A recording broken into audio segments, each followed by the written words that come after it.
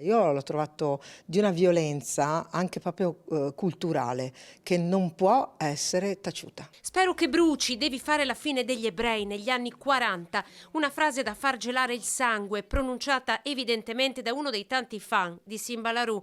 Contro Elena Donazzana la notizia dell'annullamento del concerto del trapper previsto per il 29 dicembre a Castelfranco Veneto. Una voce, quella di Donazzan, oggi vicepresidente della Commissione Industria all'Eurocamera e membro sostituto della delegazione per le relazioni con Israele, che si era unita a quella di altri esponenti politici in un territorio non disposto ad ospitare la musica trapper, intrisa di messaggi di odio e di violenza. Un insieme infinito di richieste di violenza. Allora non possiamo poi stupirci che questa violenza qualcuno la metta in campo.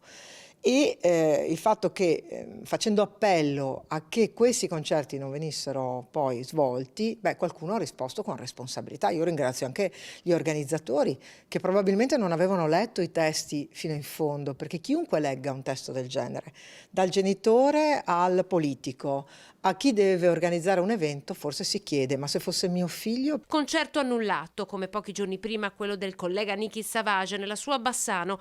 La decisione dei gestori dei locali, ma è Donazzan ad essere presa di mira. Non mi voglio mai abituare al fatto che qualcuno possa insultare o minacciarmi di morte, e quindi l'indignazione è forte, non certo paura. Io poi non ho capito e l'ho trovato un rigurgito di antisemitismo violento che so che esiste, so che c'è. Immediata la solidarietà da parte di molti cittadini ed esponenti politici, meno forte il sostegno da parte dei colleghi dell'opposizione. Ho appena risposto a un messaggino di un amico di sinistra, che è stato anche un esponente della sinistra a livello così regionale di Venezia, è stato l'unico fino ad ora da quella parte. Mi spiace un po'.